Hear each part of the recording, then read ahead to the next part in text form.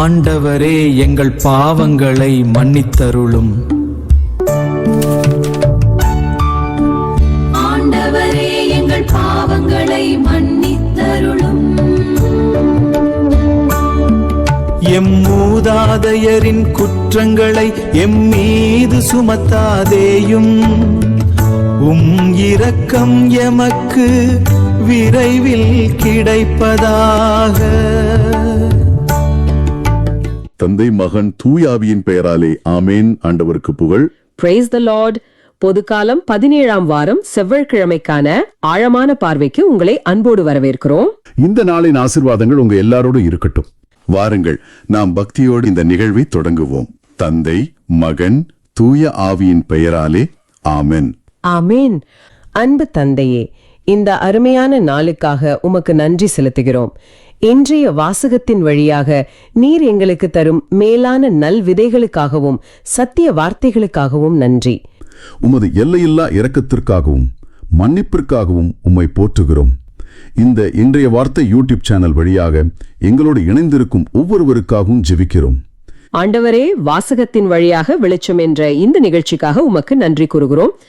இதன் வழியாக அன்றாட திருப்பலி வாசகங்களை விளக்கி பகர முடிகிறது. கண்டிப்பா ஆண்டவரே, இந்த ஒளிபரப்பு எந்த தடையுமின்றி தினமும் தொடர அருள் புரியும். தடைகளில் இருந்து இதை பாதுகாத்து உமது அருளால் இதை நிலைநிறுத்தும். கேட்கும் ஒவ்வொருவரும் விசுவாசத்திலும் அன்பிலும் வலுவடைய செய்யும். உமது வார்த்தை எங்கள் கால்களுக்கு விளக்காகவும் எங்கள் பாதைக்கு ஒளியாகவும் ஒளிரட்டும். ஆமென். இந்த வார்த்தைகளை கேட்கும் நேயர்களின் பாவங்களுக்கான மன்னிப்பு, அவர்களின் உடல் மற்றும் உள்ளத்தின் சுகம், உம்முடைய எல்லையில்லா இரக்கம் மற்றும் அருளுக்காக உருக்கமாக மன்றாடுகிறோம். அவர்கள் மனதிலும் குடும்பத்திலும் உள்ள தடைகள் உடைபடட்டும். அவர்கள் வாழ்வில் இருக்கும் இருள் விலகி ஒளியால் அவர்கள் நிரப்பப்பட வேண்டும். காயப்பட்ட மனங்களோடு எங்கேயாவது ஒரு வழிகாட்டல் கிடைக்காதா என்று ஏங்கி தவிக்கும் ஒவ்வொருவருக்கும் இந்த நேரம் ஒரு மிகப்பெரிய விடுதலையின் நேரமாக அமைய வேண்டும்.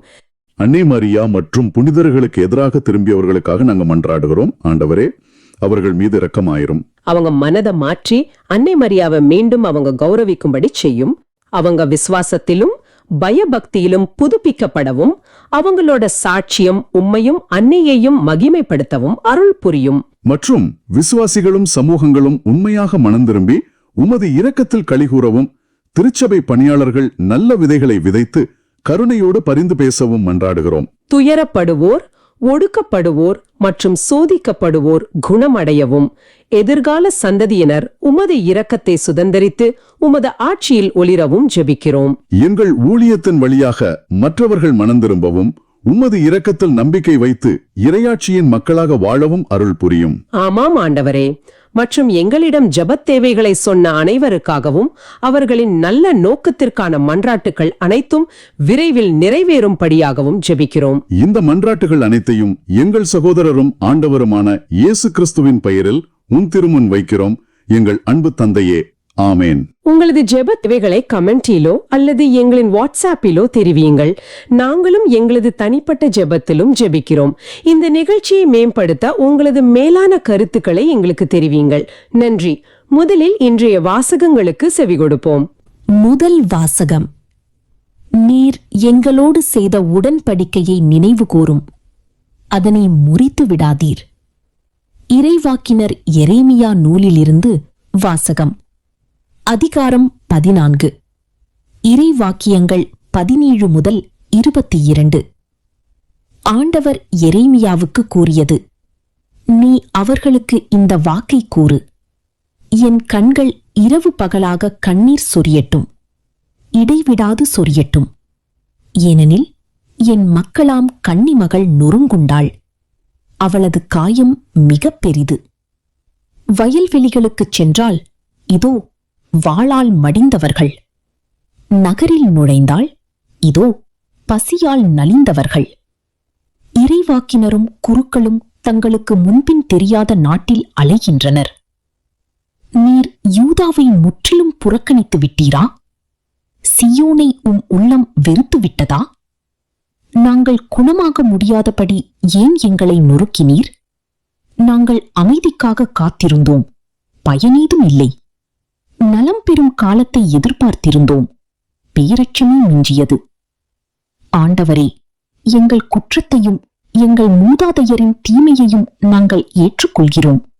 நாங்கள் உமக்கு எதிராய் பாவம் செய்தோம். உம் பெயரை முன்னிட்டு எங்களை உதறித் தள்ளாதீர். உம் மாட்சிமிகு அரியணையை அவமதிக்காதீர். நீர் எங்களோடு செய்த உடன்படிக்கையை நினைவு கூறும். அதனை முறித்து விடாதீர். வேற்றினத்தாரின் தெய்வச் சிலைகளுள் மழை தரவல்லது எதுவும் உண்டா? வானங்கள் தாமாக மழை பொழிய முடியுமா? எங்கள் இறைவனாகிய ஆண்டவரே, நீரல்லவா அதை செய்யக்கூடியவர். நாங்கள் உண்மையை எதிர்நோக்கியுள்ளோம், ஏனெனில் அவற்றையெல்லாம் செய்பவர் நீரே. இது ஆண்டவர் வழங்கும் அருள்வாக்கு. இறைவா, உமக்கு நன்றி. பதிலுரை பாடல். திருப்பாடல்கள் 79. பாடல் வரிகள் 8, 9, 11 மற்றும் 13. பல்லவி 9C. ஆண்டவரே, எங்கள் பாவங்களை மன்னித்தருளும். ஆண்டவரே, எங்கள் பாவங்களை மன்னித்தருளும்.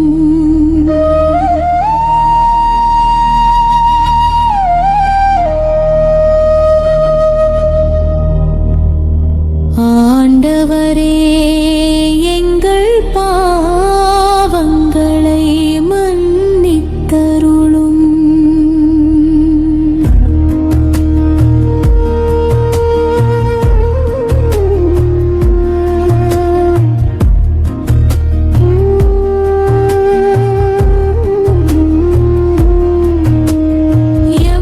எம்மூதாதையரின் குற்றங்களை எம்மீது சுமத்தாதேயும். உம் இரக்கம் எமக்கு விரைவில் கிடைப்பதாக. நாங்கள் மிகவும் தாழ்த்தப்பட்டிருக்கின்றோம். ஆண்டவரே, எங்கள் பாவங்களை மன்னித்தருளும்.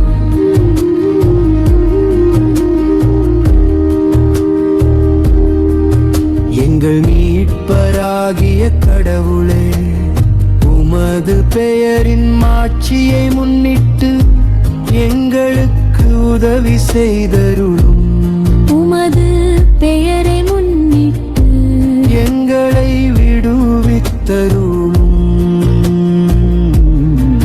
எங்கள் பாவங்களை தருளும். ஆண்டவரே, எங்கள் பாவங்களை மன்னித்தருளும்.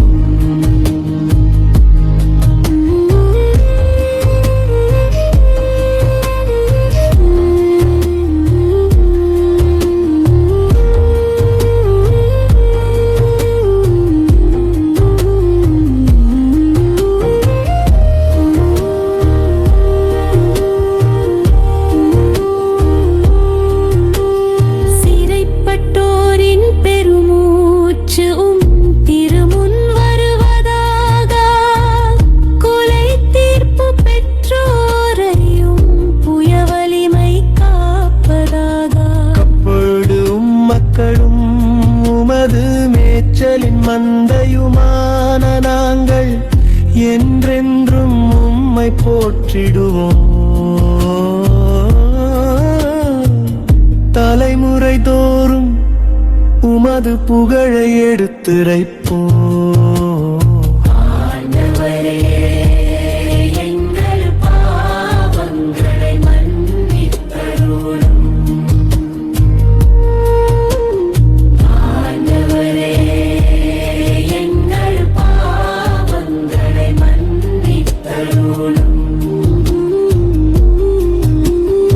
ஆண்டவரே, எங்கள் பாவங்களை மன்னித்தருளும்.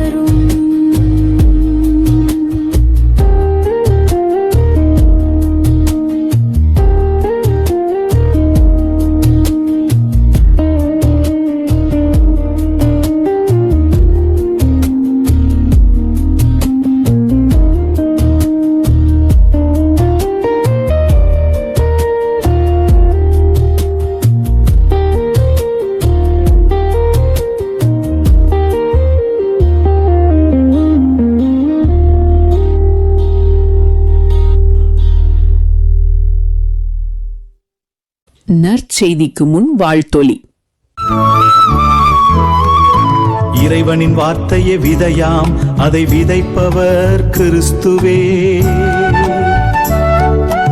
அவரை கண்டடைபவர் எல்லாம் என்றென்றும் நிலைத்திருப்பார். அல்லேலூயா, அல்லேலூயா. நற்செய்தி வாசகம். எவ்வாறு களைகளை பறித்து தீக்கிரையாக்குவார்களோ அவ்வாறே உலக முடிவிலும் நடக்கும். மத்தேயு எழுதிய தூய நற்செய்தியிலிருந்து வாசகம். அதிகாரம் 13, இறை வாக்கியங்கள் 36 முதல் 43. அக்காலத்தில் இயேசு மக்கள் கூட்டத்தினரை அனுப்பிவிட்டு வீட்டுக்குள் வந்தார். அப்போது அவருடைய சீடர்கள் அவர் அருகே வந்து, வயலில் தோன்றிய களைகள் பற்றிய உவமையை எங்களுக்கு விளக்கிக் கூறும் என்றனர். அதற்கு அவர் பின்வருமாறு கூறினார். நல்ல விதைகளை விதைப்பவர் மானிட மகன். வயல் இவ்வுலகம். நல்ல விதைகள் கடவுளின் ஆட்சிக்குட்பட்ட மக்கள். களைகள் தீயோனைச் சேர்ந்தவர்கள். அவற்றை விதைக்கும் பகைவன் அழகை. அறுவடை உலகின் முடிவு. அறுவடை செய்வோர் வானதூதர். எவ்வாறு களைகளை பறித்து தீக்கிரையாக்குவார்களோ அவ்வாறே உலக முடிவிலும் நடக்கும். மானிட மகன் தம் வானதூதரை அனுப்புவார். அவர்கள் அவருடைய ஆட்சிக்கு தடையாக உள்ள அனைவரையும் நெறி கெட்டோரையும் ஒன்று சேர்ப்பார்கள். பின் அவர்களை தீச்சூளையில் தள்ளுவார்கள். அங்கே அழுகையும் அங்கலாய்ப்பும் இருக்கும்.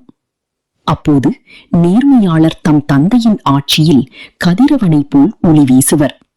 கேட்கச் செவியுள்ளோர் கேட்கட்டும். இது கிறிஸ்து வழங்கும் நற்செய்தி. கிறிஸ்துவே உமக்கு புகழ். இன்னைக்கு நம்மளோட இந்த ஆழமான பார்வையில நாம ஒரு மிக முக்கியமான விஷயத்தை அலச போறோம். ஆமா, குறிப்பா இந்த உலகத்துல ஏன் இவ்வளவு தீமை அனுமதிக்கப்படுது அப்படிங்கிற ஒரு பெரிய கேள்வி. எக்ஸாக்ட்லி. ஆண்டவர் ஏன் கெட்டவங்களை உடனடியா தண்டிக்கிறது இல்ல அப்படிங்கிற கேள்வியை நம்ம எல்லாருடைய மனசுல எப்பவுமே ஓடிட்டு இருக்கோம். கண்டிப்பா.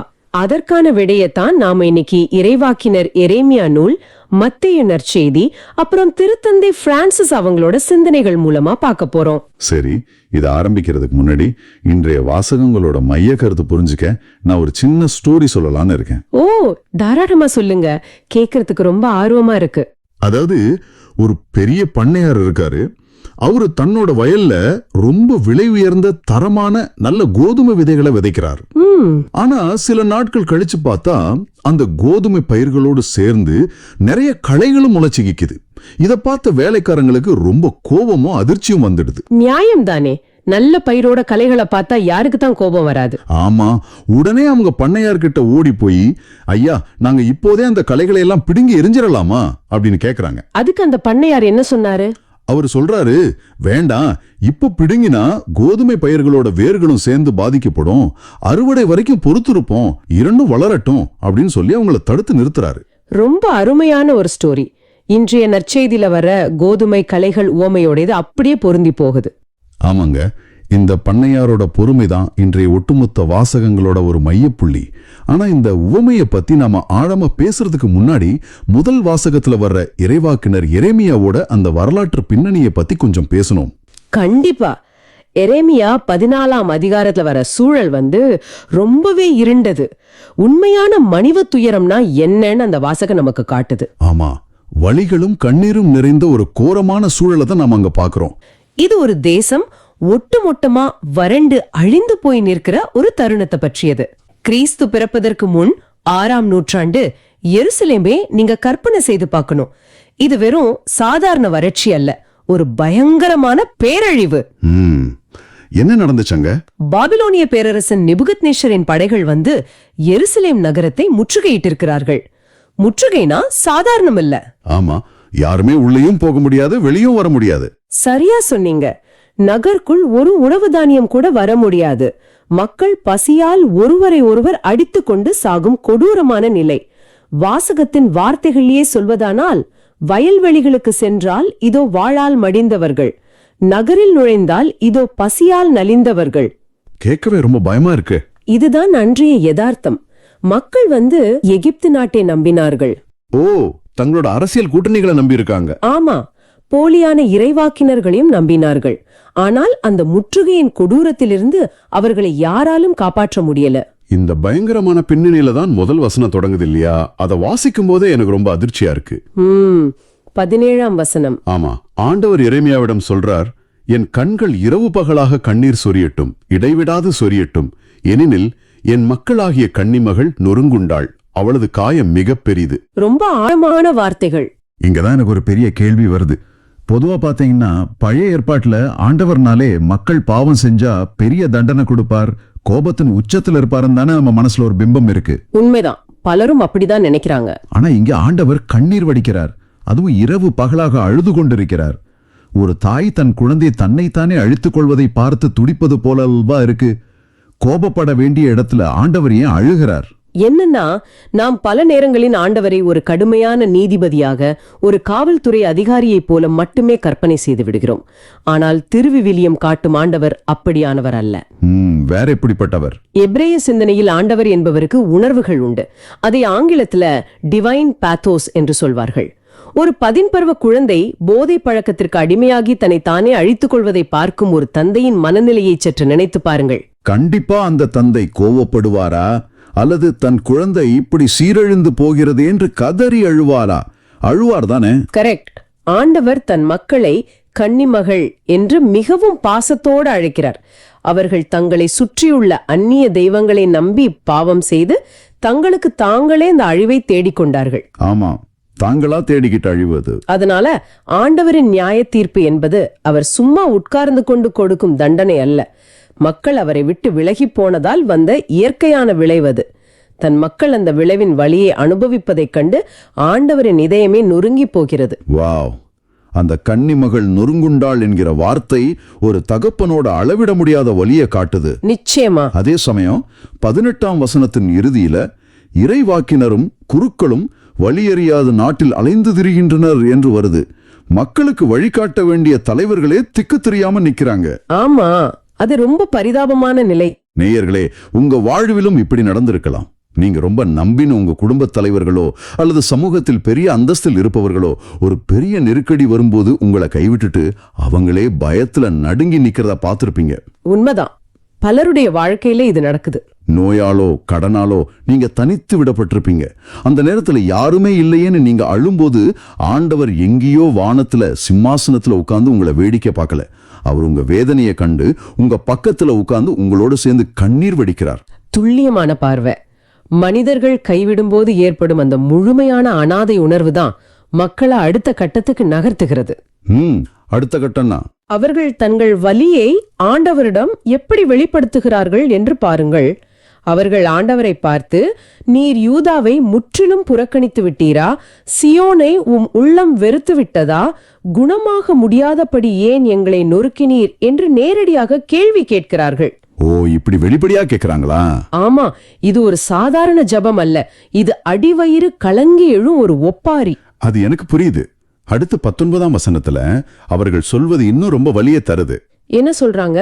நாங்கள் அமைதிக்காக காத்திருந்தோம், பயனேதும் இல்லை. நலம்பெறும் காலத்தை எதிர்பார்த்திருந்தோம், பேரச்சமே மிஞ்சியது. இந்த ஏமாற்றம் நமக்கு எவ்வளவு நெருக்கமா இருக்கு. ஒரு தீராத நோய்க்காக எத்தனையா நாள் நோம்பிருந்து ஜெபிச்சிருப்போம், குணமாயிடும் நம்பி இருப்போம். ஆனா மருத்துவமனையிலிருந்து இன்னும் மோசமான ஒரு அறிக்கை வரும்போது பேரச்சமே மிஞ்சியதுங்கிற நிலைமை தான் நமக்கும். கண்டிப்பா. ஆனா எனக்கு இன்னும் ஆச்சரியம்னா, ஆண்டவர்கிட்ட இவ்வளவு வெளிப்படையா கோபத்தையும் ஏமாற்றத்தையும் காட்டலாமா? இது பாவம் இல்லையா? நிச்சயமாக பாவம் இல்லை. இதுதான் திருவிவிலியத்தின் உண்மையான தன்மை. நாம் ஆண்டவரிடம் ஜெபிக்கும் போது எல்லாமே நன்றாக இருக்கிறது என்று போலியாக நடிக்க வேண்டியதில்லை.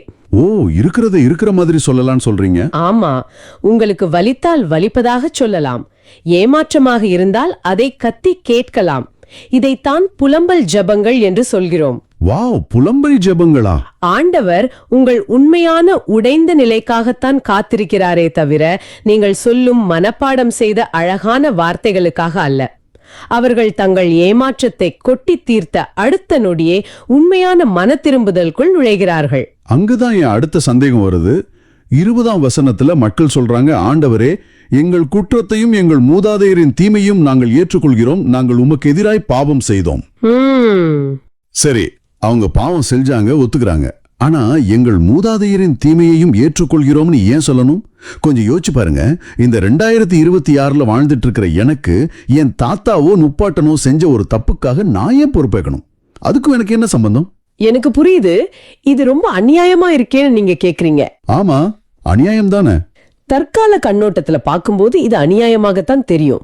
ஏனென்றால் நாம் மேற்கத்திய தனிநபர் வாதத்துல ஊறி போயிருக்கிறோம். அதாவது நான் ஒரு தனி மனிதன், என் வாழ்க்கை என் கையில், என் செயல்களுக்கு மட்டுமே நான் பொறுப்புன்னு நாம நினைக்கிறோம். கரெக்ட். ஆனால் பண்டைய மத்திய கிழக்கு பண்பாட்டில் மனிதன் தனி மரம் அல்ல, அவன் ஒரு பெரிய காடின் ஒரு பகுதி. ஓ, இத கூட்டு ஆளுமை, அதாவது கார்ப்பரேட் பர்சனாலிட்டி என்று சொல்வார்கள். ஒரு மரத்தின் வேரில் நச்சு கலந்தால் அதன் கிளைகளும் இலைகளும் எப்படி பாதிக்கப்படுமோ அது போலத்தான் சமூகத்தின் பாவங்களும். அதாவது அவங்க தங்களோட தாத்தா செஞ்ச பாவத்துக்கான தண்டனையை வாங்கிக்கிறாங்கன்னு அர்த்தம் இல்லையா? கிடையாது. அவர்கள் தண்டனையை தங்கள் தலையில் சுமக்கவில்லை, மாறாக யதார்த்தத்தை ஒப்புக்கொள்கிறார்கள். இதை ஒரு உதாரணமாக சொல்கிறேன். சொல்லுங்க. உங்கள் ஊருக்கு மேலே ஒரு தொழிற்சாலை இருக்கிறது. பல தலைமுறைகளாக அவர்கள் அந்த ஊர் ஆற்றில் நச்சு ரசாயனங்களை கலக்கிறார்கள் என்று வைத்துக் கொள்வோம். இன்று நீங்கள் அந்த ஊரில் பிறந்திருக்கிறீங்க. நீங்கள் அந்த ஆற்றை மாசுபடுத்துவதில் எந்த தப்பும் செய்யவில்லை. ஆமா, நான் எந்த தப்பும் பண்ணல. ஆனால் நீங்கள் அந்த நீரை தான் குடித்தாக வேண்டும். அதனால் வரும் நோய்களை நீங்கள் அனுபவித்தே ஆக வேண்டும். நான் தப்பு செய்யவில்லை என்று நீங்கள் வாதிடலாம், அது உண்மைதான். ஆனால் அந்த நச்சு நீரில் இருப்பதை ஒப்புக்கொண்டார்தானே அதை குணப்படுத்தவோ அந்த ஆற்றை சுத்தம் செய்யவோ முடியும். வாவ், இது ரொம்ப தெளிவான ஒரு விளக்கம். அதாவது என் குடும்பத்துல எல்லாரும் முன்கோபிகள், என் பரம்பரையிலே எல்லாருக்கும் குடிப்பழக்கம் இருக்கு, இது என்னோட தப்பு இல்லைன்னு நம்ம ஒதுங்கி நிக்க முடியாது. கண்டிப்பா முடியாது. அந்த தலைமுறை தாக்கம் நம்மையும் பாதிச்சிருக்குங்கிற உண்மைய ஆண்டவர்கிட்ட ஒத்துக்கிறது மூலமா தான் அந்த தொடரை நம்மால உடைக்க முடியும். மற்றவங்க மேல பழி போடுறத நிறுத்திட்டு முழுமையான பொறுப்பு எடுக்கும்போதுதான் சுகமடிக்கும் செயல் தொடங்குது. மிகச் சரியா சொன்னீங்க. அதனாலதான் மக்கள் நாங்கள் உமக்கு எதிராய் பாவம் செய்தோம் என்று முழுமையாக தங்களை ஒப்புக் கொடுக்கிறார்கள். இப்படி தங்களை முழுமையாக வெறுமையாக்கி கொண்ட பிறகு அவர்கள் வைக்கும் அடுத்த கோரிக்கை மிகவும் ஆழமானது. என்ன கோரிக்கை அது? உம் பேரை முன்னிட்டு எங்களை உதறி தள்ளாதீர், உம் மாட்சிமிகு அரியணையை அவமதிக்காதீர், நீர் எங்களோடு செய்த உடன்படிக்கையை நினைவு கூறும் என்று கெஞ்சுகிறார்கள்.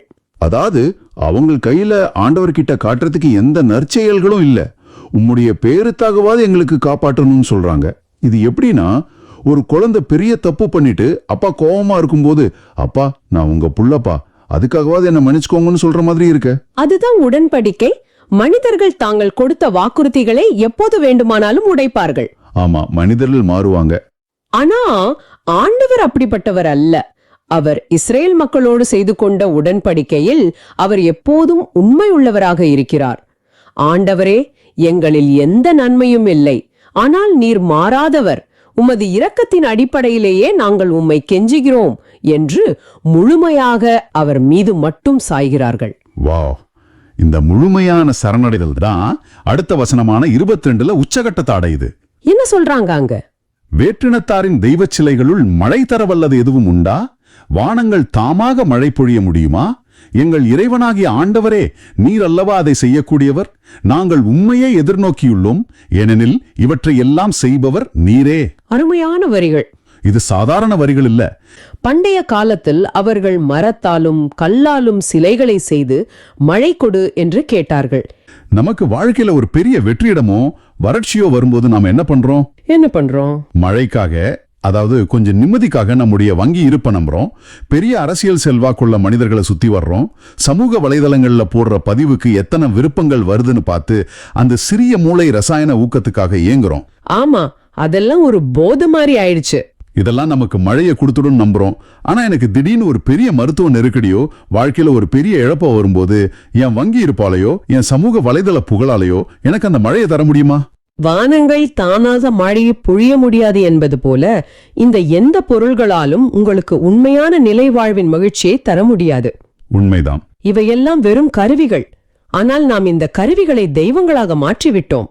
அதனால்தான் இறைவாக்கினர் மிக தெளிவாக கூறுகிறார், நாங்கள் உண்மையே எதிர்நோக்கியுள்ளோம், ஏனெனில் இவற்றையெல்லாம் செய்பவர் நீரே. இந்த ஒற்றை வரியில் உலகத்தின் மீதான அத்தனை சார்புகளையும் அறுத்தெறிந்துவிட்டு முழுமையாக ஆண்டவர் ஒருவரையே பற்றிக் கொள்ளும் அந்த பெரிய ஆன்மீக முதிர்ச்சியை காண்கிறோம். எவ்வளவு பெரிய மாற்றம் பாருங்க. ஆண்டவர் நம்ம மேல கோவமா இருக்காருன்னு ஆரம்பிச்சு அவர் நம்ம நிலைமைய பார்த்து கண்ணீர் வடிக்கிறாருன்னு புரிஞ்சுக்கிட்டு நம்ம குற்றத்தை மறைக்காம ஒத்துக்கிறது வரைக்கும் வந்துட்டோம். ஆமா, இது ஒரு ஆன்மீக பயணம். இதுல இருந்து ஒரு விஷயம் ரொம்ப தெளிவா புரியுது. நாம் ஆண்டவரை விட்டு விலகிச் செல்லும் போது அவர் கோபத்தை விட அதிகமாக துயரத்தையே அடைகிறார். நம்முடைய உடைந்த நிலையைக் கண்டு அவர் கண்ணீர் விடுகிறார். கண்டிப்பா. அந்த துயரத்திலிருந்து நம்மை நாமே மீட்டுக்கொள்ள முடியாது. போலிச் சிலைகளான பணம், பதவி, மனிதர்களை நம்புவது நமக்கு வெறும் பேரச்சத்தையே தரும். ஆமா, நம்முடைய பாவங்களின் ஆழத்தை நாம் நேர்மையாக ஏற்றுக்கொண்டு அவருடைய உடன்படிக்கையின் பேரன்பை நம்பி, ஆண்டவரே நீர் மட்டுமே எனக்கு மழை தர முடியும் என்று சரணடைவது மட்டுமே ஒரே வழி. அதுதான் உண்மையான நம்பிக்கை. நம்முடைய பலவீனங்களை ஏற்றுக்கொள்வது தோல்வி அல்ல, அதுவே ஆண்டவரின் பலம் நமக்குள் செயல்படுவதற்கான திறவுகோல். நேயர்களே, இன்று நீங்கள் சிந்திக்க வேண்டிய ஒரு ஆழமான கேள்வி இதுதான். உங்கள் வாழ்க்கையில் இன்று இருக்கும் வறட்சியை போக்க நீங்கள் எந்த போலிச் சிலைகளிடம் மழை கேட்டு காத்துக் கொண்டிருக்கிறீர்கள்? ரொம்ப முக்கியமான கேள்வி இது. அது உங்கள் பதவியா, உங்கள் பணமா, அல்லது உங்களை கைவிடும் மனிதர்களா? அந்த போலிச் சிலைகளால் ஒருபோதும் உங்கள் தாகத்தை தீர்க்க முடியாது. இன்று இப்போது அந்த போலிச் சிலைகளை விட்டுவிட்டு உங்களுக்கு உண்மையான ஜீவ தண்ணீரை தரும் ஆண்டவரிடம் முழுமையாக திரும்ப இதுவே சரியான தருணம். நிச்சயமா நம் மனதை ஆண்டவரிடம் திறப்போம். ஆனா இங்கே நான் ஒரு கேள்வியை முன்வைக்க விரும்புறேன். இதை கேட்டுட்டு இருக்கிற உங்களுக்கும் இந்த முரண்பாடு கட்டாயம் தோணிருக்கலாம். சொல்லுங்க, என்ன கேள்வி அது? அதாவது, நாம பாவம் செய்யும் போது அல்லது நம்ம வாழ்க்கையில தொடர்ந்து கஷ்டங்கள், நோய்கள் வரும்போது ஆண்டவர் நம்ம கைவிட்டுட்டாரா அப்படிங்கிற சந்தேகம் அடிக்கடி வருது. ஆமா, எரேமியா கூட ஒரு கட்டத்துல நீர் யூதாவை முற்றிலும் புறக்கணித்து விட்டீரா அப்படின்னு கேட்கிறாரே. அப்படியானால் நமது துன்பங்களுக்கு நாமே காரணமா, அல்லது ஆண்டவர் நம்மை சோதிக்கிறாரா? இது ஒரு நியாயமான, அதே சமயம் ரொம்ப வலி நிறைந்த கேள்வி. மனித மனம் துன்பத்தில் இருக்கும்போது இப்படிதான் சிந்திக்கும். ஆனா இதுக்கு இன்றைய திருப்பாடல்கள், அதாவது திருப்பாடல் 79 மிக தெளிவான ஒரு பதில தருது. என்ன பதில் அது? ஆண்டவரே எங்கள் பாவங்களை மன்னித்தருளும் அப்படிங்கறதுதான் இன்றைய பல்லவி. நாம பல நேரங்கள்ல ஆண்டவரை கையில பிரம்போட காத்துட்டு இருக்கிற ஒரு கண்டிப்பான நபரா கற்பனை பண்ணிக்கிறோம். ஆனா அவர் எல்லையற்ற இரக்கமுள்ளவர். அப்போ இந்த துன்பங்கள் எல்லாம் ஆண்டவர் கொடுக்கிற தண்டனை இல்லையா? நேரடியான தண்டனைன்னு சொல்றதை விட அவை நமது தவறுகளோட இயற்கையான விளைவுகள்னு சொல்லலாம். ஓ, நம்ம செயல்களோட விளைவுகள். ஆமா, நாம வழிய விட்டு விலகி முட்கள்ல விழுந்துட்டு ஆண்டவர் ஏன் எனக்கு குத்துனாருன்னு கேக்குறது தப்பு தானே? கண்டிப்பா, அது நம்ம தப்புதான். அதனாலதான் திருப்பாடல் ஆசிரியர் மன்றாடுறது போல, எம் மூதாதியரின் குற்றங்களை எம் மீது சுமத்தாதேயும், இரக்கம் எமக்கு விரைவில் கிடைப்பதாக அப்படின்னு நம்ம பலவீனங்களை உணர்ந்து ஆண்டவர்கிட்ட திரும்பணும். புரியுது. இந்த திருப்பாடல்கள் 79 படிக்கும்போது இது ஏதோ அமைதியான ஒரு இடத்துல உட்கார்ந்து எழுதப்பட்ட சாதாரண ஜெபம் மாதிரி எனக்கு தெரியல. ஆமா, அது ஒரு சாதாரண ஜெபம் கிடையாது. வார்த்தைகள் ஒவ்வொன்றும் ரத்தமும் கண்ணீருமா வலியுது. ஏதோ ஒரு மிகப்பெரிய இருண்ட சூழ்நிலையில வலி தாங்க முடியாம ஆண்டவரிடம் கதற ஒரு ஓலம் இதுல கேக்குது. எந்த மாதிரியான ஒரு வரலாற்று சூழல்ல இந்த இஸ்ரேல் மக்கள் இப்படி கதறினாங்க? அதாவது அதை உணர்ந்தாதான் இந்த வாசகத்தோட முழு ஆழமும் புரியும். இது இஸ்ரேல் மக்களின் வரலாற்றிலேயே மிக கொடூரமான இருந்த காலகட்டம். கிமு 587ல எருசலேம் நகரம் பாபிலோனிய பேரரசால் முற்றுகையிடப்பட்டு தரைமட்டமாக்கப்படுது. அவங்க வெறும் போர மட்டும் தோக்கல, தங்களோட அடையாளத்தையே தொலைச்சிட்டாங்க. எக்ஸாக்ட்லி, அடையாளத்தையே தொலைச்சாங்க. ஆண்டவர் தங்களோட வாழும் இடமாக அவர்கள் நம்பி அந்த தேவாலயம் தீக்கிரியாக்கப்படுது. ஓ, அது ரொம்ப பெரிய வழியா இருந்திருக்கும். ஆமா, மக்கள் எல்லாரும் சங்கிலியால் கட்டப்பட்டு சுமார் 1000 கிலோமீட்டர் தூரம் பாலைவனம் வழியா பாபிலோனுக்கு அடிமைகளாக இழுத்து செல்லப்படுறாங்க. 1000 கிலோமீட்டர், அதுவும் பாலைவனம் வழியா? ஆமா, தங்களோட பிடிவாதத்தாலும் தாங்கள் தொடர்ந்து செய்த தவறுகளாலும் வந்த அழிவு இது அப்படிங்கறத அவங்க முழுமையா உணர்ந்துட்டாங்க. அந்த முழுமையான கையறு நிலையில, விரக்தியில ஒரு சமூகம் ஆண்டவரை நோக்கி எழுப்பும் ஆழமான பெருமூச்சு தான் இந்த திருப்பாடல். ஓகே, இப்ப இது நமக்கு புரியுது. ஒரு பக்கம் தங்களோட அடையாளமான தேவாலயம் எரிஞ்சு சாம்பலா கிடக்குது, இன்னொரு பக்கம் நாம செஞ்ச தப்பு தான் இதுக்கு காரணம் அப்படிங்கிற அந்த சுட்டெரிக்கும் குற்ற உணர்ச்சி. ஆனா எனக்கு இங்க ஒரு கேள்வி உறுத்திக்கிட்டே இருக்கு. சொல்லுங்க. ஆண்டவர் ரொம்ப அன்பானவர், இரக்கமுள்ளவர் அப்படின்னு திருவிலியம் முழுக்கவும் நம்ம படிக்கிறோம். அப்படி இருக்கும்போது அவர் ஏன் தன் மக்களை, தான் கண்ணின் மணி போல பாதுகாத்த மக்களை இவ்வளவு கொடூரமான அழிவுக்கு விட்டுவிட வேண்டும்? இது கேட்க கொஞ்சம் கஷ்டமா இருந்தாலும் ஒரு அன்பான தகப்பன் தன் பிள்ளைக்கு இப்படி ஒரு வழியை கொடுப்பாரா? இந்த காணொளியை பார்த்துக்கிட்டு இருக்கிற நிறைய பேருக்கு இந்த சந்தேகம் கண்டிப்பா வரும். ஆனா இங்க ஆண்டவர் கோபத்துல தண்டித்தார் அப்படிங்கறத விட மனிதர்கள் பல நூற்றாண்டுகளாக விதைத்ததை அவர்கள் அறுவடை செய்ய அவர் அனுமதித்தார் அப்படின்னு சொல்வதுதான் சரியா இருக்கும். ஓ, அவங்க விதைச்சதை அறுவடை செய்றாங்களா? ஆமா, ஆண்டவர் தொடர்ந்து பல இறைவாக்கினர்களை அனுப்பி அவங்களை எச்சரிச்சாரு. அநீதி, ஏழைகளை ஒடுக்குவது, சிலை வழிபாடுன்னு அவங்க தொடர்ந்து தப்பு பண்ணிக்கிட்டே இருந்தாங்க. கேக்கல அவங்க. நெருப்புல கை வச்ச சுடுன்னு சொல்லியும் கேட்காம நெருப்ப நோக்கி போகும்பொழுது அந்த வலியின் வழியாகவாவது அவர்கள் விழித்து கொள்ள வேண்டும் என்பதற்காக அந்த சுதந்திரத்தை ஆண்டவர் அனுமதிக்கிறார். ஆமா, சில நேரங்கள்ல வலிதான் நமக்கு மிகப்பெரிய பாடமா அமையுது. கரெக்ட். இந்த இடத்துலதான் ஆண்டவரோட இரக்கத்தை புரிஞ்சுக்க நம்ம எபிரேய மூலமொழிக்குள்ள போகணும். சரி, அங்க என்ன சொல்லப்பட்டிருக்கு? அதாவது இரக்கம் அப்படிங்கிற வார்த்தைக்கு எபிரேய மொழியில ரஹமீம் அப்படிங்கிற வார்த்தைய பயன்படுத்தியிருக்காங்க. ரஹமீம்? ஆமா, இது சும்மா ஒருத்தரை பார்த்து பரிதாபப்படுறது கிடையாது. இந்த வார்த்தை ரஹம் என்கிற வேர் சொல்லிலிருந்து வருது. அதுக்கு கருப்பை அப்படின்னு அர்த்தம். வாவ், கருப்பை. ஆமா, ஒரு தாய் தன் கருப்பையில சுமந்த குழந்தைய எந்த அளவுக்கு இயல்பாக, ஆழமாக, நிபந்தனையற்று நேசிப்பாளோ அதுதான் அந்த இரக்கம். இது கேட்கவே ரொம்ப நெகிழ்ச்சியா இருக்கு இல்லையா? அந்த மக்கள் எவ்வளவு பெரிய தப்பு பண்ணிருந்தாலும் ஆண்டவர் அனுமதிக்கிற அந்த வலியை விட அவரோட இந்த ரஹமீம் இருக்கிற தாய்மையான இரக்கம் பல மடங்கு பெரியது. அதனாலதான் அந்த அழிவின் மத்தியிலும் அவரால் அவங்கள கைவிட முடியல. வாவ், கருப்பை நண்பு. இது உண்மையிலேயே ஆண்டவரோட அன்பை வேற ஒரு கோணத்துல பார்க்க வைக்குது. அந்த வலிக்கு மத்தியில் அவங்களுக்கு இருந்த ஒரே பிடிப்பு இந்த ரஹமீன் தான். இப்போ இந்த 79ஆம் திருப்பாடலோட 8ஆம் வசனத்துக்கு வருவோம். எம் மூதாதையரின் குற்றங்களை எம் மீது சுமத்தாதேயும், இரக்கம் எமக்கு விரைவில் கிடைப்பதாக. நாங்கள் மிகவும் தாழ்த்தப்பட்டிருக்கின்றோம். இதுல அந்த மூதாதையரின் குற்றங்கள்னு சொல்றாங்களே, இதுக்கு என்ன அர்த்தம்? அவங்க செஞ்ச தப்புக்கு இவங்க ஏன் தண்டனை அனுபவிக்கணும்? இப்போ பாத்தீங்கன்னா பண்டைய காலத்துல கூட்டு பாவம் அப்படிங்கிற ஒரு சிந்தனை மக்கள் கிட்ட ரொம்ப ஆழமா இருந்துச்சு. ஓ, கூட்டு பாவம். ஆமா, ஒரு தனி மனிதன் பண்ற பாவம் அவனோட முடிஞ்சிடாது. அது ஒரு சங்கிலி தொடர் மாதிரி அடுத்தடுத்த தலைமுறைகளையும் பாதிக்கும் நம்பினாங்க. முந்தைய அரசர்கள், தலைவர்கள் செஞ்ச தவறுகளோட விளைவுதான் இப்போ பாபிலோன்ல அடிமைகளா இருக்கிற இந்த மக்கள் அனுபவிச்சுக்கிட்டு இருக்காங்க. அதனாலதான் எங்க மூதாதையரின் குற்றங்களை எங்க மேல சுமத்தாதேயும் அவங்க கதறாங்க. சரியா சொன்னீங்க. அதோட நாங்கள் மிகவும் தாழ்த்தப்பட்டிருக்கின்றோம் அப்படிங்கிற வார்த்தை அவங்களோட முழுமையான சரணடைதலை காட்டுது. எங்க சொந்த பலத்துல இனி நாங்க எந்த ஒரு விஷயத்தையும் மாட்ட முடியாது அப்படிங்கிற ஒரு கையேறு நிலை அது. இங்கதான் ஒரு மிக முக்கியமான விஷயத்த நம்ம பார்க்கணும். இதை அப்படியே இன்றைய நவீன சமூகத்தோட இப்ப இதை பார்த்துக்கிட்டு இருக்கிறவங்களோட வாழ்க்கையோட பொருத்தி பார்ப்போம். நிறைய பேர் இப்படிதான் யோசிக்கிறாங்க. நான் எந்த தப்பும் செய்யல, ஆனா என் குடும்பத்துல முந்தைய தலைமுறை செஞ்ச கடனால அல்லது அவங்களோட மோசமான பழக்க வழக்கங்களால இன்னைக்கு என் வாழ்க்கை சீரழிஞ்சு கிடக்குது. ஆமா, அதேதான். அல்லது சமூக அளவுல பார்த்தா முந்தைய தலைமுறை இயற்கையை அழிச்சதுக்கும் செஞ்ச ஊழல்களுக்கும் இன்னைக்கு இளைய தலைமுறை வேலை வாய்ப்பு இல்லாமலும் சுத்தமான காத்து இல்லாமலும் கஷ்டப்படுறாங்க. நான் செய்யாத தப்புக்கு நான் ஏன் இந்த வலியை சுமக்கணும்? இது அநீதி இல்லையா? இப்படிதான் நிறைய பேர் கேக்குறாங்க. கண்டிப்பா நீங்க சொல்றது இன்றைய சமூகத்தோட ரொம்ப ஆழமான நிஜமான ஒரு வலி.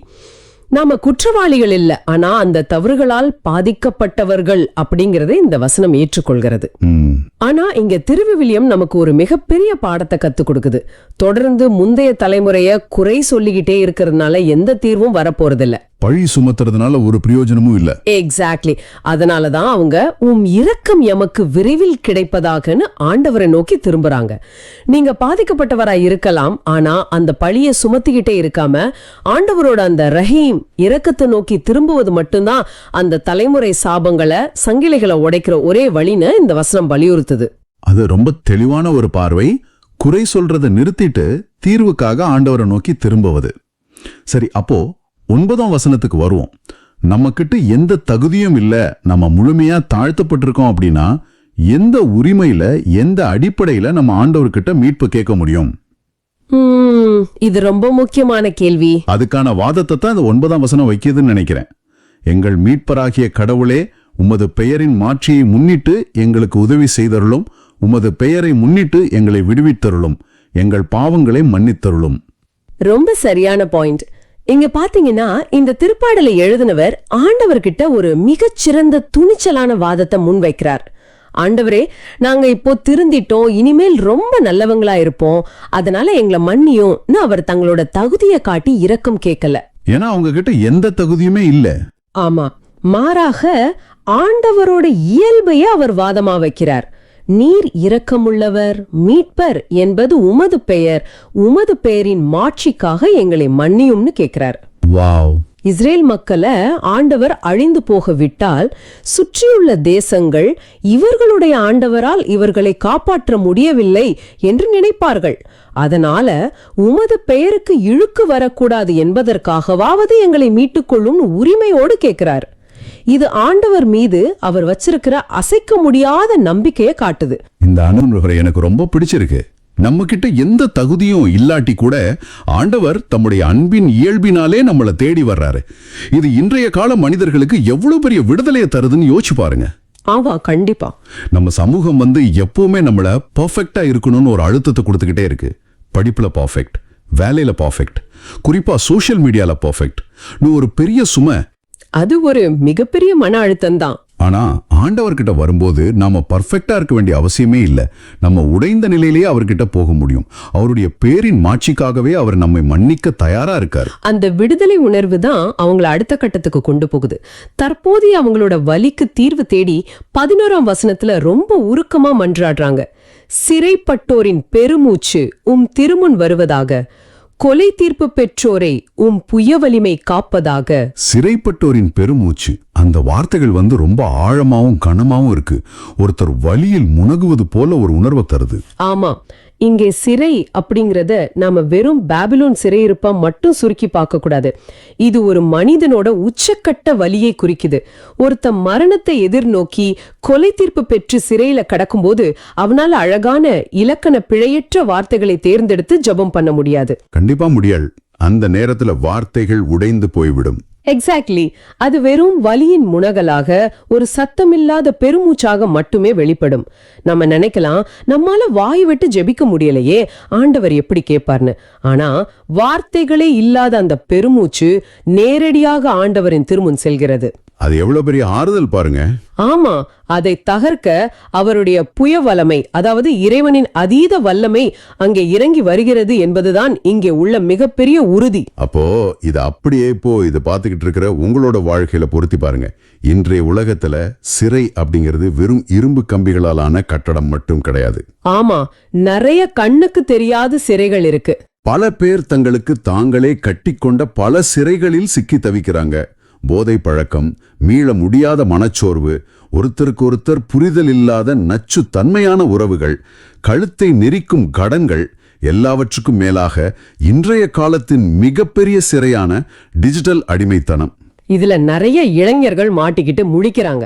ஆமா, இதுல நீங்க மாட்டிக்கிட்டு யார்கிட்டயும் சொல்ல முடியாம ராத்திரியில தலையணையில முகத்தை புதைச்சுக்கிட்டு நீங்க விடுற அந்த வார்த்தைகளற்ற பெருமூச்சு நேரடியாக ஆண்டவரின் திருமுன் போகுது.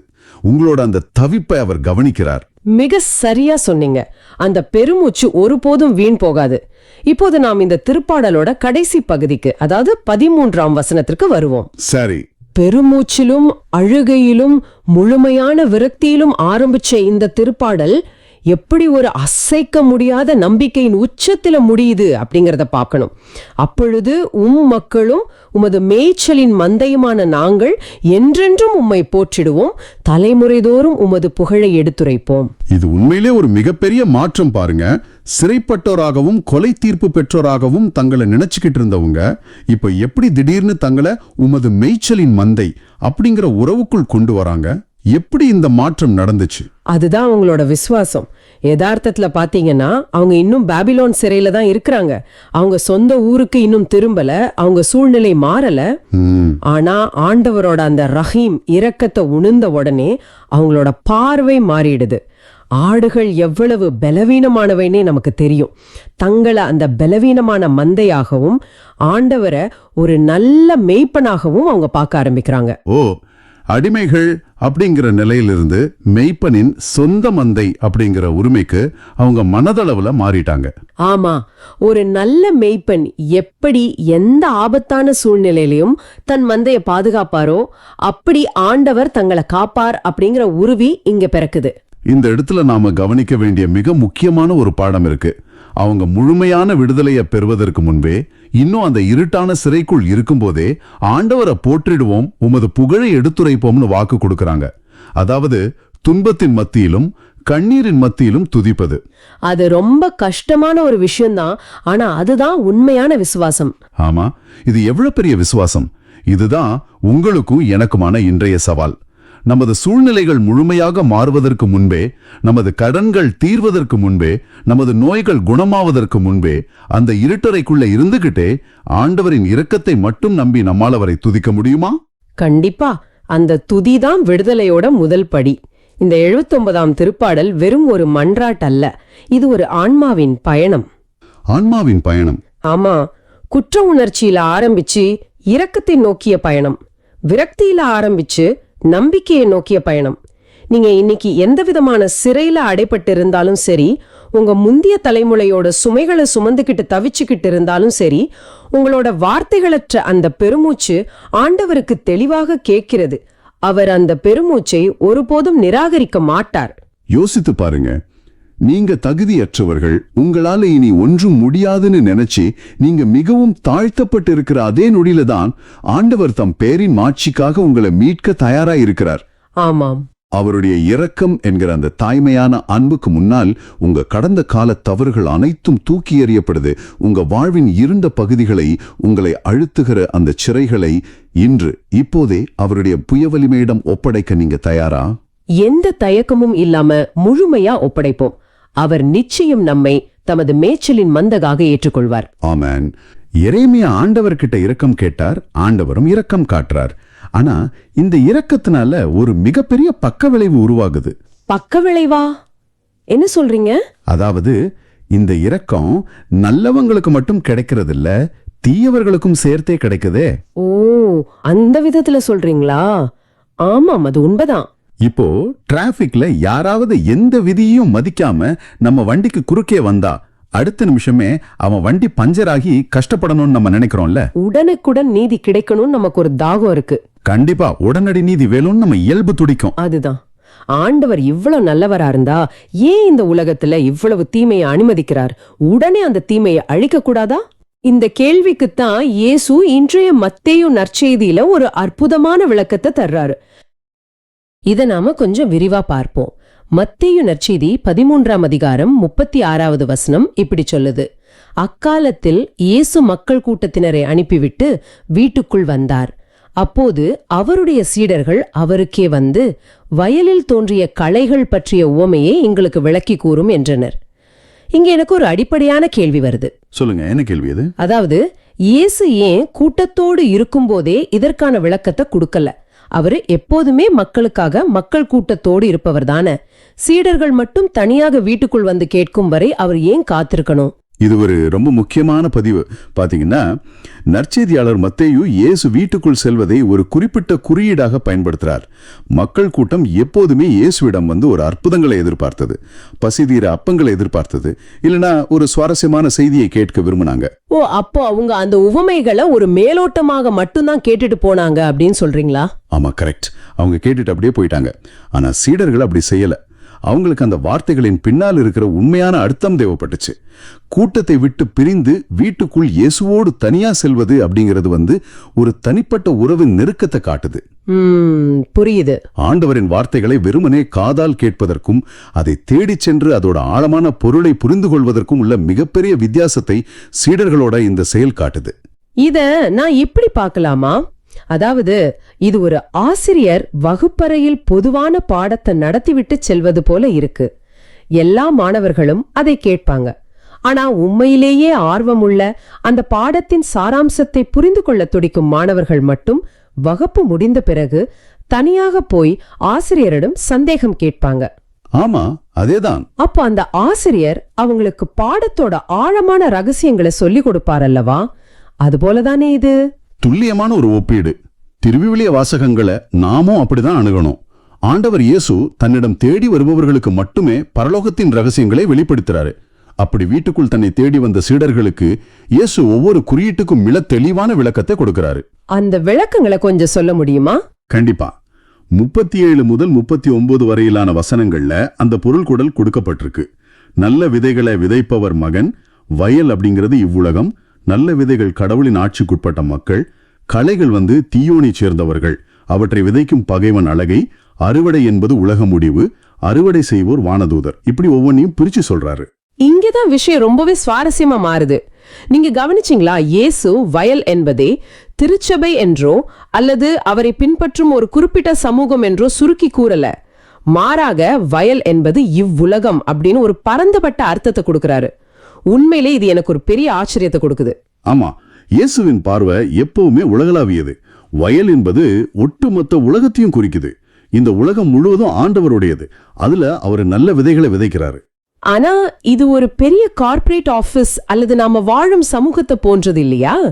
அங்க நல்லெண்ணம் கொண்டவங்களும் இருப்பாங்க, நமக்கு பின்னால் குழிப்பறிப்பவர்களும் இருப்பாங்க. ஒருவரை பார்த்த உடனே இவர் நல்ல விதை, இவர் கழை அப்படின்னு நம்மால பிரிச்சு பார்க்க முடியாது. இருவருமே ஒரே குழுவில் இருப்பாங்க, ஒரே சமூகத்துல வாழ்வாங்க. இதனாலதானே குழப்பமே வருது. நீங்க சொல்றது முற்றிலும் உண்மை. இதை புரிஞ்சுக்க நாம இயேசு வாழ்ந்த முதல் நூற்றாண்டின் விவசாய பின்னணிக்கு செல்லணும். இயேசு இங்க குறிப்பிடும் களை அப்படிங்கிறது சாதாரணமான ஒரு புல் கிடையாது. மூலமொழியான கிரேக்கத்துல இதற்கு சிசானியா அப்படின்னு பேரு. ஆங்கிலத்தில் இதை டார்னல் அப்படின்னு சொல்லுவாங்க. சிசானியா, இந்த களையில அப்படி என்ன ஒரு தனித்துவம் இருக்கு? இந்த சிசானியா களையோட மிகப்பெரிய ஆபத்து என்னன்னா, இது வளரும் தொடக்க கட்டத்துல அச்சு அசலா கோதுமை பயிர் போலவே இருக்கும். இரண்டுக்கும் வித்தியாசமே கண்டுபிடிக்க முடியாது. பாக்குறதுக்கு ஒரே மாதிரியா இருந்தா ஒரு விவசாயி எப்படிதான் அதை கண்டுபிடிப்பாரு? அதுதான் இதுல இருக்கிற சிக்கலே. கதிர் பலன் வெளிப்படும் போது மட்டும்தான் எது கோதுமை எது கழை அப்படின்னு கண்டுபிடிக்க முடியும். கோதுமை வளர்ந்து கதிர் விடும்போது அதோட மணிகள் பழுப்பு நிறத்துல ரொம்ப கனமா இருக்கும். ஆனா இந்த சிசானியா கழையோட மணிகள் கருப்பு நிறத்துல ஒரு விஷத்தன்மை கொண்டதா இருக்கும். ஓஹோ, விஷத்தன்மையா? ஆமாம். இத மனிதர்கள் சாப்பிட்டா தலை சுற்றல், வாந்தி, சில நேரங்கள்ல மரணம் கூட நிகழலாம். இதை விட ஆழமான இன்னொரு அறிவியல் உண்மையும் இதுல ஒளிஞ்சிருக்கு. அறிவியல் உண்மையா? அது என்ன? அந்த விவசாயத்தோட தொடர்புடையதா? ஆமாம். நிலத்திற்கு மேல பாக்குறதுக்கு அவை ஒரே மாதிரி இருப்பது மட்டுமல்லாமல், நிலத்திற்கு அடியில் இந்த சிசானியா கழையோட வேர்கள் நல்ல கோதுமை பயிரின் வேர்களோடு மிக நெருக்கமாக பின்னி பிணைந்திருக்கும். இதுதான் இதனுடைய ரொம்ப நுட்பமான தந்திரம். ஓ, இப்ப எனக்கு புரியுது. அப்படி என்றால் வேலையாட்கள் நாங்க உடனே போய் களைகளை பிடுங்கி எரியட்டுமா அப்படின்னு கேட்டப்போ அந்த விவசாயி ஏன் அவ்வளவு உறுதியாக வேண்டாம் என்று தடுத்தார் அப்படிங்கிறதுக்கான உண்மையான காரணம் இப்பதான் எனக்கு தெளிவா புரியுது. சொல்லுங்க பாப்போம். அதாவது நீங்க ஒரு களைய பிடிச்சு இழுத்தா அதோட சேர்ந்து பின்னி பிணைந்திருக்கிற நல்ல கோதுமை பயிரின் வேரும் அருந்துவிடும், அந்த நல்ல நெற்பயிரும் அழிந்துவிடும். இததான் நீங்க சொல்றீங்களா? மிகச்சரியாக பிடிச்சிட்டீங்க. அதுதான் உண்மையான ஒரு பொறிமுறை. களைய பிடுங்குவது அப்படிங்கிற அந்த ஏந்திரத்தனமான செயல் நல்ல பயிரையும் முற்றிலுமாக அழித்துவிடும். இது அன்றைய ரோம பேரரசின் சட்டங்களோட நாம பொருத்தி பார்க்கலாம். ரோம சட்டங்களோடா? அதுக்கும் இதுக்கும் என்ன சம்பந்தம்? பாத்தீங்கன்னா அக்காலத்துல ஒருவருடைய வயலில் இரவோடு இரவாக போய் களைகளை விதைத்து விட்டு வருவது அப்படிங்கிறது எதிரிகளை பழிவாங்கும் ஒரு வகையான விவசாய தீவிரவாதம் போல இருந்துச்சு. ரோம சட்டத்துல இதற்கென்றே கடுமையான தண்டனைகள் எல்லாம் இருந்துச்சு. ஓ, அந்த அளவுக்கு இது ஒரு பெரிய பிரச்சனையா இருந்திருக்கு. ஆமா, இதத்தான் இயேசு பகைவன் ஒருவன் கோதுமையினிடையே களைகளை விதைத்து விட்டு போய்விட்டான் அப்படின்னு மிக யதார்த்தமாக குறிப்பிடுறாரு. உண்மையில இது இன்றைய நவீன உலகிற்கு எவ்வளவு பெரிய பாடம் பாருங்களேன். இன்னைக்கு நம்மை சுற்றி நடக்கிற பல தீமையான காரியங்கள் தொடக்கத்துல மிகவும் கவர்ச்சியாகவும் சரியானது போலவும் ஒரு நல்லதை போலவே தோற்றமளிக்குது. நல்லவர்களோடு தீமையும் ஆழமாக கலந்திருக்கு. கண்டிப்பா, அதுதான் இந்த சிசானியா கழையோட தந்திரம்னு நான் சொன்னேன். ஆமா, ஒரு சமூகத்திலிருந்து அல்லது ஒரு அமைப்பிலிருந்து தீமையானவர்களை மட்டும் நாம உடனடியாக ஒரு அறுவை சிகிச்சை செய்வது போல வெட்டி எடுத்து விட முடியாது இல்லையா? அப்படி செய்தால் நல்லவர்களுக்கும் அப்பாவி மக்களுக்கும் மிகப்பெரிய பாதிப்பு ஏற்படும். அதுதான் யதார்த்தம். ஆனா பாத்தீங்கன்னா மனிதர்களாகிய நமக்கு எப்போதுமே ஒரு அவசரம் இருக்கும். நம்முடைய கண்களுக்கு தீமையாக படுபவர்களை அல்லது தவறு செய்பவர்களை உடனடியாக பிடுங்கி எரிந்து விடணும், உடனே தண்டித்து விடணும் அப்படிங்கிற எண்ணம் நம்ம கிட்ட மேலோங்கி இருக்கும். அது உண்மைதான். நாம கொஞ்சம் பொறுமை எழுந்துடுறோம். ஆமா, இன்றைய சமூக வலைத்தளங்கள்ல நாம பாக்குற கேன்சல் கல்ச்சர் எனப்படும் உடனடியாக புறக்கணிக்கும் கலாச்சாரம் இதனுடைய வெளிப்பாடுதான். நம்ம உடனடியாக ஒரு நீதியை எதிர்பார்க்கிறோம். ஆனா அது ஒரு நியாயமான எதிர்பார்ப்பு தானே. உலகத்துல இவ்வளவு அநீதிகள் நடக்கும்போது, ஊழல், வன்முறை, ஏமாற்று வேலைகள் எல்லாம் நடக்கும்போது கடவுள் ஏன் உடனடியாக தலையிட்டு அந்த தீயவர்களை அழிப்பதில்லை? ஏன் உலகம் முடிவு வரை காத்திருக்கணும் அப்படின்னு மனிதர்கள் கேட்கறதுல என்ன தவறு இருக்கு? மனிதர்கள் நீதியை கேட்கலாம், அதுல எந்த தவறும் இல்ல. ஆனா மனிதர்களுடைய காலக்கெடுவும் ஆண்டவருடைய காலக்கெடும் வெவ்வேறானவை. இதத்தான் நாம கடவுளின் எல்லையில்லா பொறுமை அப்படின்னு சொல்றோம். 40 முதல் 42 வரையிலான வசனங்கள்ல இயேசு தீர்ப்பு நிச்சயம் உண்டு என்பதை மிக ஆணித்தரமாக சொல்றாரு. அந்த வசனங்கள் ரொம்ப கடுமையான எச்சரிக்கையா இருக்குமே. ஆமா, களைகளை பறித்து தீக்கிரையாக்குவார்களோ அவ்வாறே உலக முடிவிலும் நடக்கும். நெறிகெட்டோரை வானதூதர்கள் தீச்சூளையில் தள்ளுவார்கள், அங்கே அழுகையும் அங்கலாய்ப்பும் இருக்கும் அப்படின்னு சொல்றாரு. அதாவது தீர்ப்பு இல்லை என்று ஆண்டவர் சொல்லல, அதற்கான நேரம் இதுவல்ல அப்படின்னு தான் சொல்றாரு. தீர்ப்பு நிச்சயமாக உண்டு, ஆனால் அதற்கான நேரம் ஒத்திவைக்கப்பட்டிருக்கு. அப்படி பார்த்தா ஆண்டவர் காட்டும் இந்த தாமதம் தீமையை கண்டும் காணாமல் இருப்பதற்கான அடையாளம் அல்ல, மாறாக அது அவருடைய இரக்கத்தின் வெளிப்பாடு அப்படின்னு சொல்ல வரீங்களா?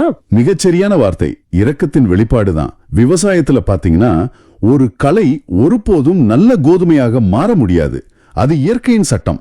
ஆனா ஆண்டவருடைய ஆன்மீக வயல்ல, மனிதர்களின் வாழ்க்கையில ஒரு களை என்றாவது ஒரு நாள் திருந்தி நல்ல விதையாக மாறுவதற்கான வாய்ப்பு இருக்கு. வாவ், இது ரொம்ப அற்புதமான ஒரு சிந்தனை. ஆமா, ஆண்டவர் உடனடியாக களைகளை பிடுங்குவதில்லை அப்படின்னா அவர் ஒவ்வொரு மனிதனுக்கும் திருந்துவதற்கான, மனம் திரும்புவதற்கான கால அவகாசத்தை கொடுக்கிறாரு. மனித நீதி உடனே தண்டிக்க துடிக்கும், ஆனா தெய்வீக நீதி ஒரு பாவி மனம் திரும்பி வாழ வேண்டும் என்பதற்காக தன் தீர்ப்பை தாமதப்படுத்தும். உண்மையில இது ரொம்ப ஆழமான, மனதை தொடும் ஒரு கருத்து. மனித நீதிக்கும் ஆண்டவரின் நீதிக்கும் உள்ள மிகப்பெரிய வேறுபாட்டை இது உடைத்து காட்டுது. அப்படின்னா இதோட முழு அர்த்தம் என்ன? இன்றைய சமூகத்துல வாழும் ஒரு சாதாரண மனிதன் இதை தன் வாழ்வில் எப்படி பின்பற்றுவது? நம் கண்முன் நடக்கும் அநீதிகளை பார்த்து நம்ம சும்மா இருக்க வேண்டுமா? இல்ல, சும்மா இருக்க வேண்டும் என்று ஆண்டவர் சொல்லல. தீமையை கண்டு நாம விரக்தி அடைய தேவையில்லை என்பதே இதோட பொருள். நம்முடைய பொறுப்பு என்ன, வானதூதர்களின் பொறுப்பு என்ன அப்படிங்கறத நம்ம பகுத்தறியணும். அதாவது நம்ம வேலையை நாம பார்க்கணும்னு சொல்றீங்களா?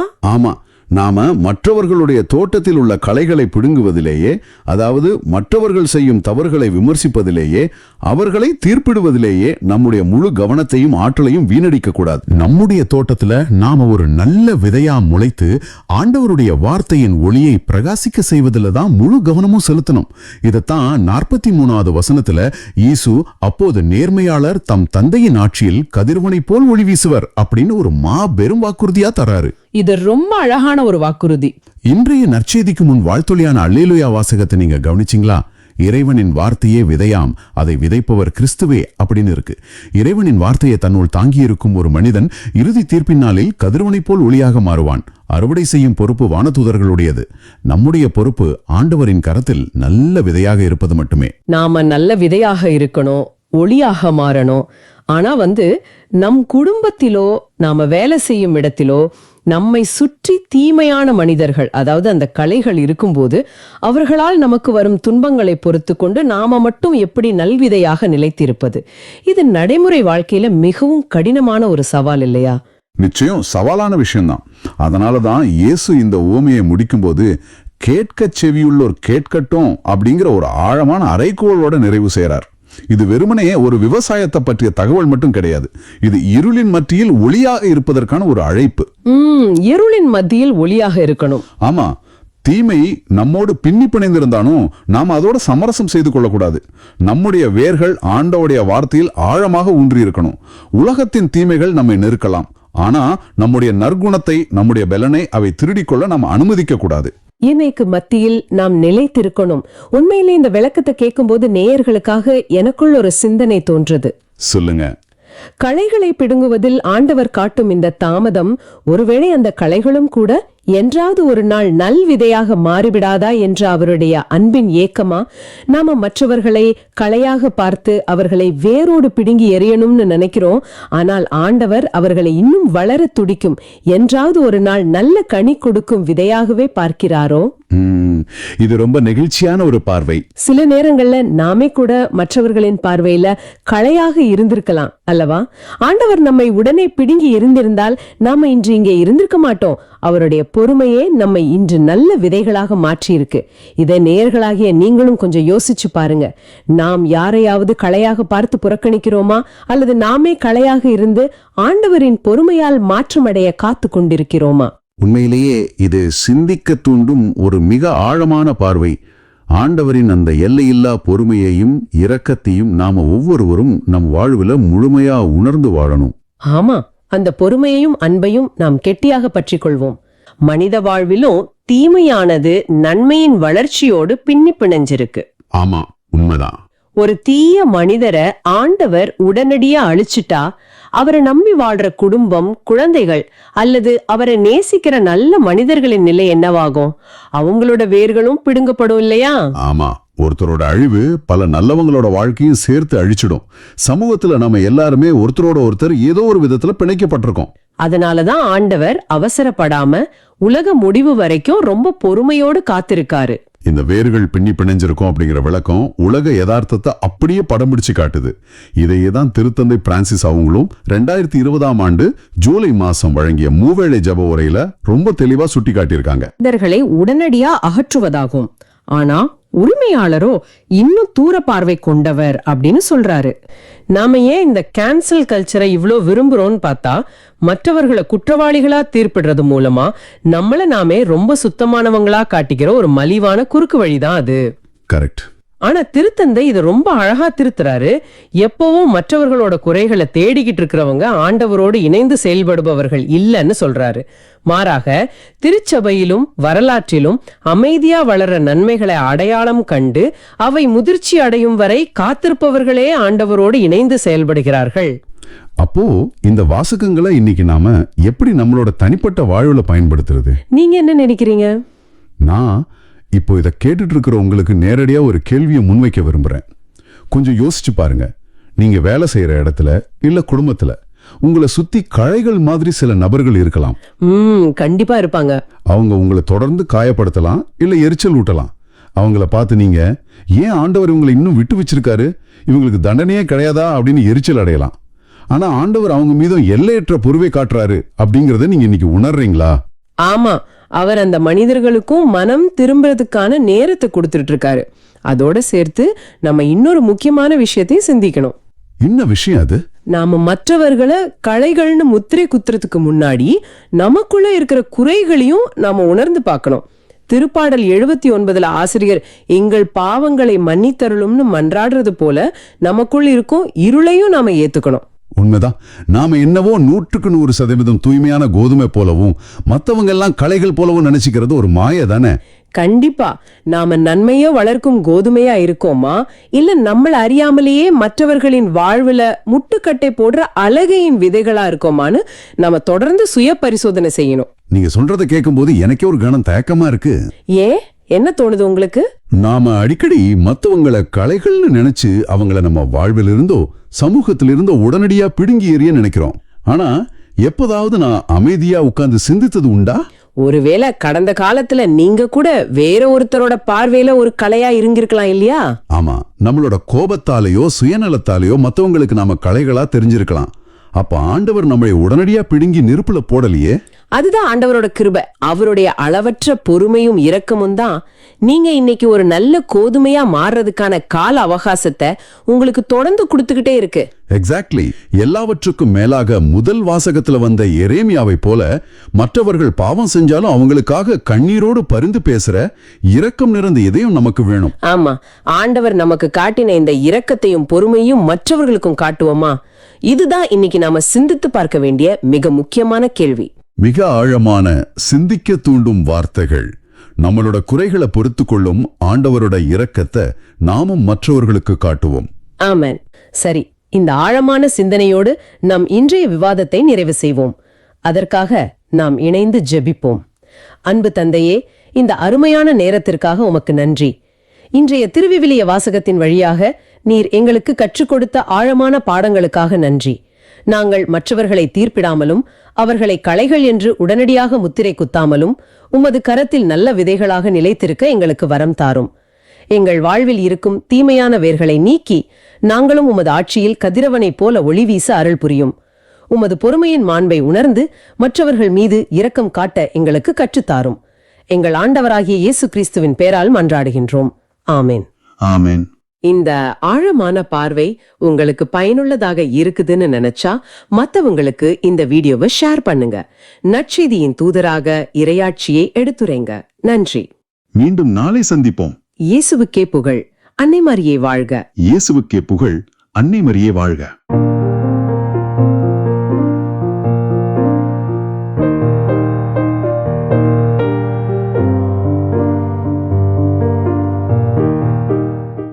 நீங்கள் காண்பவற்றை காணும் வாய்ப்பை பெற்றோர் பேறு பெற்றோர். ஏனெனில் பல இறைவாக்கினர்களும் அரசர்களும் நீங்கள் காண்பவற்றை காண விரும்பினார்கள், ஆனால் அவர்கள் காணவில்லை. நீங்கள் கேட்பவற்றை கேட்க விரும்பினார்கள், ஆனால் அவர்கள் கேட்கவில்லை என நான் உங்களுக்கு சொல்கிறேன்.